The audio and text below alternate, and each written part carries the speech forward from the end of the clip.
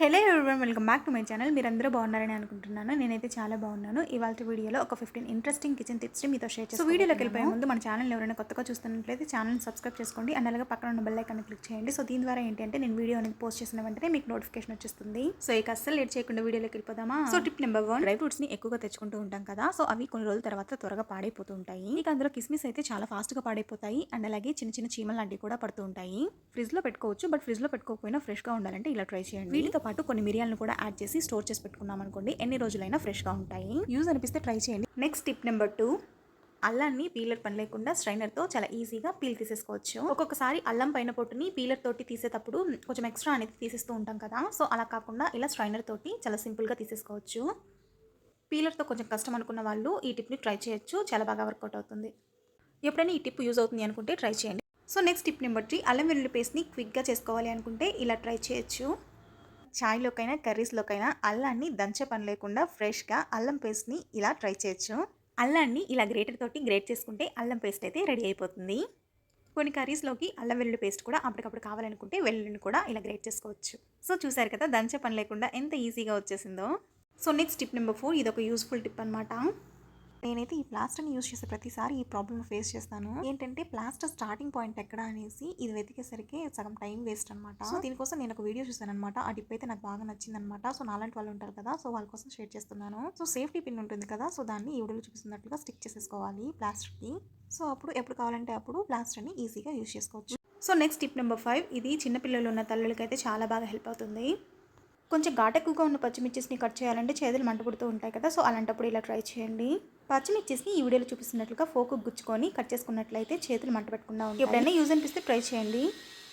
So next tip number 6, ఇదైతే కిచెన్లో చాలా బాగా హెల్ప్ అయ్యే టిప్.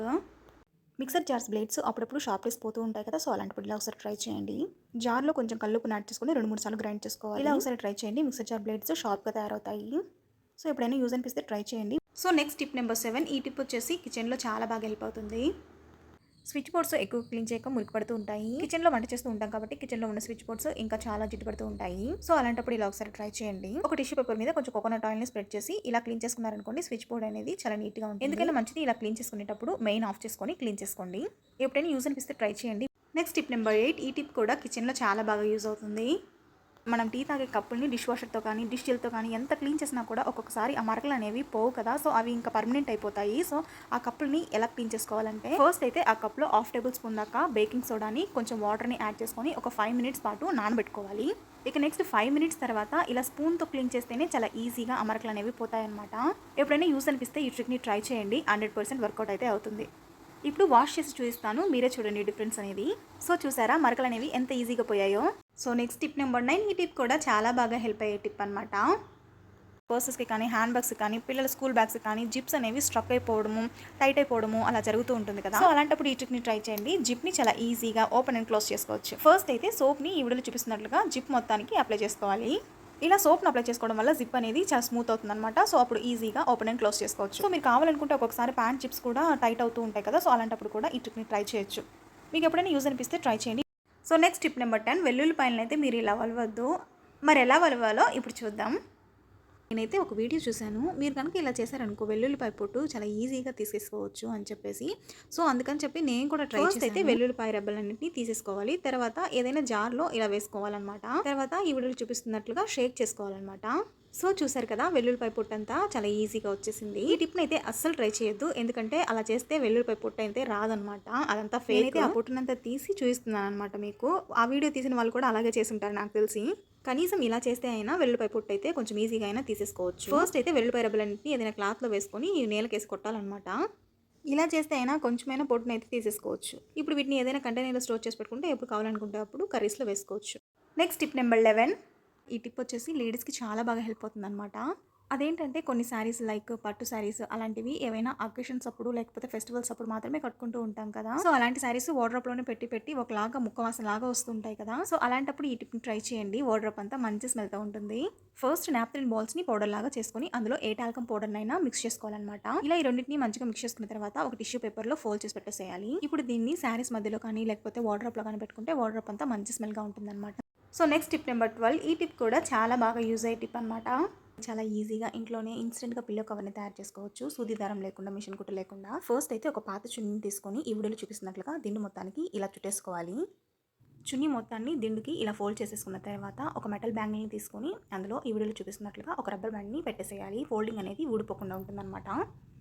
ఇలా బ్యాంగిల్స్కి రబ్బర్ బ్యాండ్స్ని పెట్టడం వల్ల దిండు స్టిఫ్గా ఉంటుంది అండ్ అలాగే చూడడానికి లుక్ కూడా చాలా బాగుంటుంది. మనం పడుకోవాలి అనుకున్నప్పుడు పిల్లో బ్యాక్ సైడ్ తిప్పేసి పడుకోవచ్చు. నార్మల్గా ఉన్నప్పుడు ఇలాగే ఉంచేసేయచ్చు. సో చూడడానికి లుక్ వైజ్ చాలా బాగుంటుంది.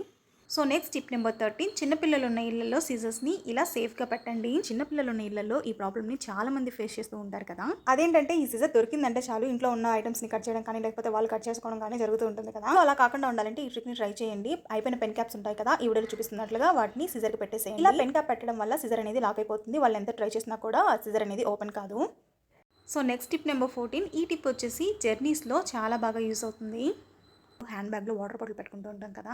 ఒక్కొక్కసారి వాటర్ బాటిల్ హ్యాండ్ బ్యాగ్లో పడిపోయి వాటర్ లీక్ అయిపోయి హ్యాండ్ బ్యాగ్లో ఉన్న వస్తువులన్నీ పాడైపోతుంటాయి కదా. సో అలా కాకుండా ఉండాలంటే ఈ ట్రిక్ని ట్రై చేయండి, చాలా బాగా హెల్ప్ అవుతుంది. ఫస్ట్ అయితే ఒక రబ్బర్ బ్యాండ్ తీసుకొని సేఫ్టీ పిన్ తోటి రబ్బర్ బ్యాండ్కి అండ్ అలాగే హ్యాండ్ బ్యాగ్కి ఈ వీడియోలో చూపిస్తున్నట్లుగా పిన్ చేసుకోవాలి. తర్వాత ఆ రబ్బర్ బ్యాండ్లో నుంచి వాటర్ బాటిల్ని పెట్టేసుకోవాలి. సో ఇలా చేశారనుకోండి వాటర్ బాటిల్ నుంచి వాటర్ లీక్ అయ్యే ఛాన్సే ఉండదు. మీకు కనుక జర్నీలో ఎప్పుడైనా యూజ్ అవుతుంది అనుకుంటే ఈ ట్రిక్ని ట్రై చేయండి. సో నెక్స్ట్ టిప్ నెంబర్ 15, ఈ టిప్ వచ్చేసి కిచెన్లో చాలా బాగా హెల్ప్ అవుతుంది.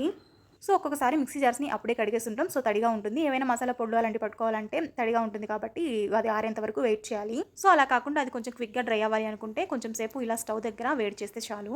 యూజ్ అనిపిస్తే ట్రై చేయండి. So finally this is the video. ఈ 15 టిప్స్ మీకు నచ్చాయని అనుకుంటున్నాను. మీకు కనుక ఈ వీడియో నచ్చినట్లయితే ఒక లైక్ చేయండి అండ్ అలాగే మీ ఫ్రెండ్స్ అండ్ ఫ్యామిలీ మెంబర్స్కి షేర్ చేయండి.